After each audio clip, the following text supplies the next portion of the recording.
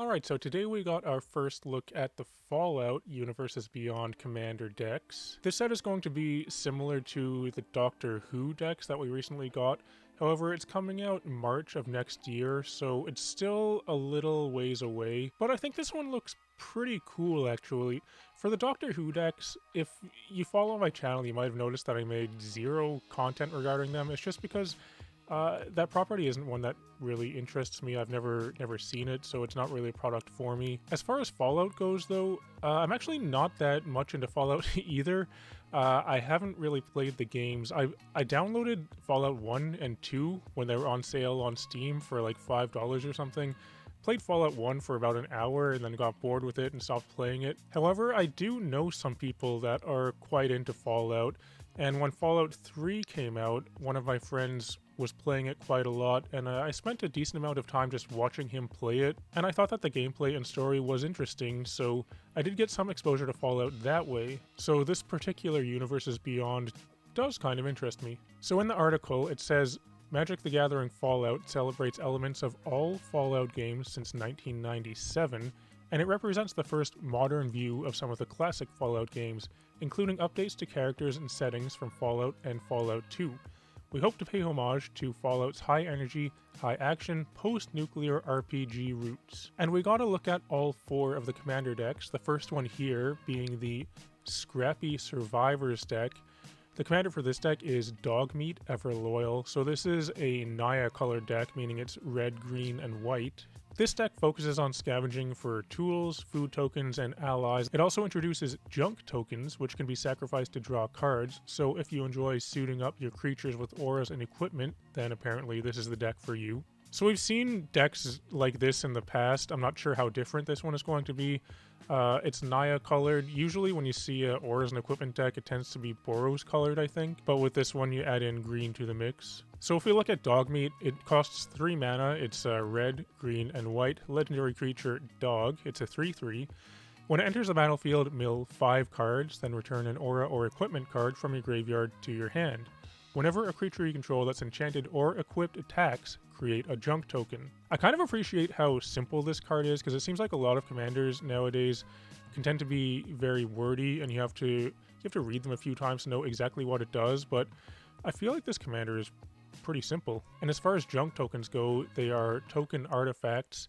They can tap and sacrifice, then you exile the top card of your library.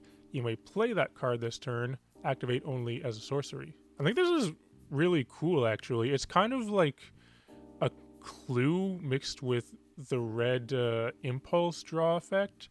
So you don't need to pay any mana to use it. You just tap and sacrifice the artifact, and it's essentially like drawing a card, except for you have to play it that turn. The junk tokens seem quite powerful to me, and this is something that I could see working its way into like a standard set. I think this mechanic is pretty cool. Next up, we have the Mutant Menace deck. This is a sultai-colored deck, so black, green, and blue. So for this deck, it incorporates Fallout's dangerous and strange mutated creatures, such as the Wise Mothman. You can play creatures, then buff them with counters and proliferate. You can also irradiate yourself and your opponents using the new rad counters. And what the rad counters do is they say at the beginning of your pre-combat main phase, if you have any rad counters, mill that many cards. For each non-land card milled this way, you lose 1 life and a rad counter. This one I think is also pretty cool. I do like this mechanic as well. It does kind of embody, how the rad counters work in Fallout, I think. It's very flavorful, and I like the way that, the flavor is being worked into the gameplay. I feel like this will probably be a pretty fun mechanic. So the commander for this deck is the Wise Mothman. It costs 4 mana, 1 black, green, and blue. It's a legendary creature insect mutant, and it's also a 3/3. It has flying. It says whenever it enters the battlefield or attacks, each player gets a rad counter. It's interesting it's each player, so it counts you as well. Whenever 1 or more non-land cards are milled, put a +1/+1 counter on each of up to X target creatures, where X is the number of non-land cards milled this way. So this is pretty cool, because this can work as a mill deck where you're trying to mill your opponents, or as a self-mill deck as well, because you could just mill yourself and get the triggers that way. I think this feels like a pretty flexible commander, and you can build around it in a few different ways. We got to look at one of the cards inside this deck as well, this Feral Ghoul. It costs 3 mana. It's a zombie mutant. It's a 2/2 with Menace. It says, whenever another creature you control dies, put a +1/+1 counter on Feral Ghoul. When Feral Ghoul dies, each opponent gets a number of rad counters equal to its power. So that's pretty cool. What I would want to do is use some kind of green effect to pump up this thing's power and then have it die and just give each opponent a ton of rad counters. That seems like something fun to do. The next deck is the Hail Caesar deck. This deck is Mardu colors, so red, white, and black. This deck features the franchise's Caesar as your commander. The theme revolves around leaders of militant factions and their soldiers, as well as wasteland raiders. So this is an aggressive token deck, and it uses the squad mechanic, which lets you create extra token copies of creatures. It's kind of interesting to see the squad mechanic return. That was from the Warhammer Universes Beyond decks, and it's come back to another Universes Beyond deck in Fallout here, but that's cool. If it works thematically, then why not? So the commander, Caesar, Legion's Emperor, costs 4 mana. It's a 4/4 legendary creature human soldier. It says, whenever you attack, you may sacrifice another creature. When you do, choose 2. Create 2 1/1 red and white soldier creature tokens with haste that are tapped and attacking.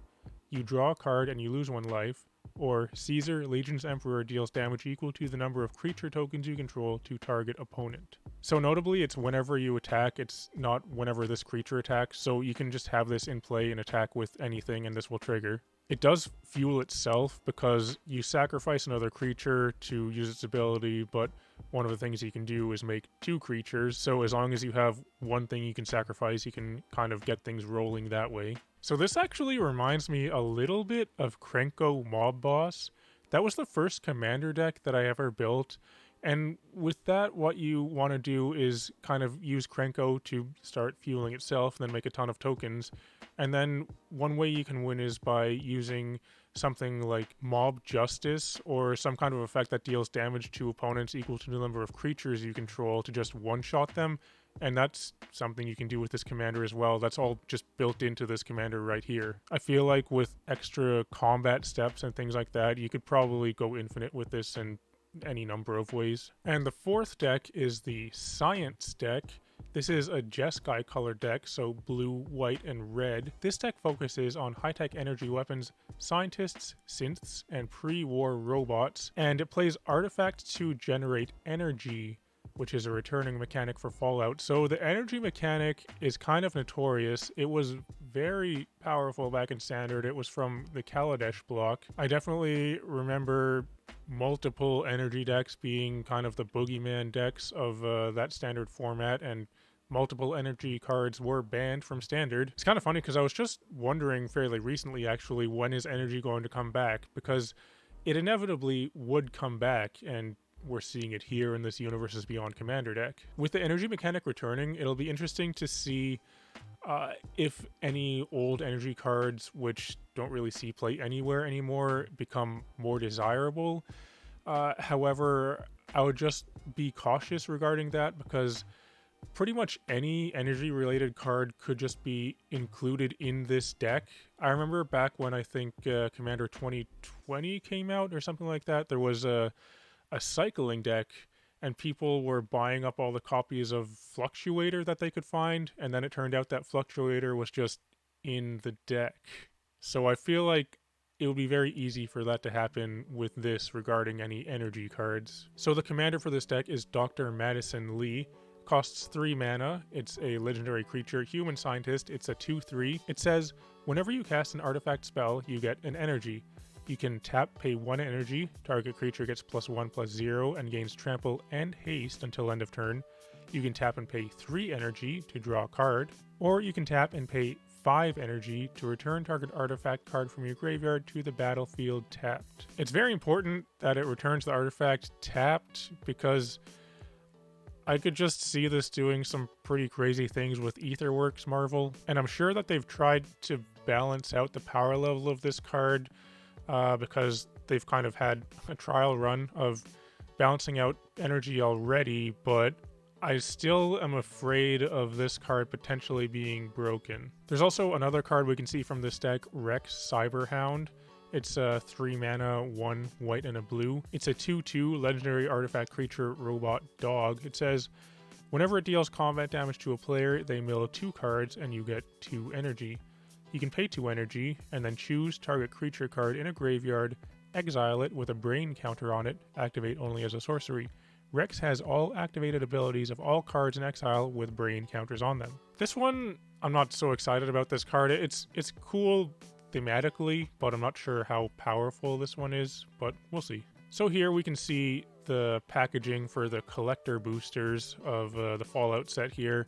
So just like the Doctor Who set, this is a set of 4 commander decks, and then you can also buy collector boosters where you'll be able to open cards from the commander decks in, fancy various foil treatments and showcase arts and things like that. And speaking of showcase arts, some of these cards will feature the new Pip-Boy treatment, which I actually think is pretty cool. The first time I saw this, it made me want to look at it some more. I think this is an appealing art style. It definitely feels like it's from the game, and it actually kind of looks like this could be the overall style of another card game. If there was just a straight up Fallout card game, I think this style would look pretty awesome on it. So apparently there are 26 cards that can have this style, and of those 9 are reprints with alternate card titles and new art. And the showcase style can be found in non-foil, traditional foil, and also surge foil. So in the collector boosters, there are also these Borderless Vault Boy reprints. These are 9 Borderless reprint cards with the Fallout art style. So there are things like Arcane Signet, Crucible of Worlds, Sol Ring, Wasteland, playable commander cards, things like that. And then there are also some new full art basic lands. It looks like there's 2 different styles. One of them is of, I guess, like the back of a person looking at kind of a landscape type of thing. I imagine that must be from the newer Fallout games. And then you also have an isometric view, which is kind of harkening back to the old school Fallout games. And I think these are pretty cool. They're fine. They're not my favorite ones, but they're appealing. You've got the plains here, the island, the swamp. I would say the swamp is probably my favorite. I do like the swamp with the newer style, I guess, of the back of the person and the dog there. Then you got the mountain, and here's the forest as well. A while ago, I made my tier list of the various full art basic lands, and for these, I'd probably put them in like a B, maybe. I know some people will probably love them, and yeah, they're fine, but for me, they're probably like a B. So apparently, you can also find serialized cards in the collector boosters. There are these bobblehead cards that get serialized. There are 7 of them, featuring serialization on 500 copies. The article says, serialized bobbleheads feature the double rainbow foil treatment. It's kind of funny to read that statement, because years ago that would have sounded like a parody, but here we are anyway. There are a few other cards that they previewed as well that you can see in the article. There's just one that I want to mention that sticks out to me, this Nuka-Cola vending machine. It costs 3 and it's an uncommon artifact.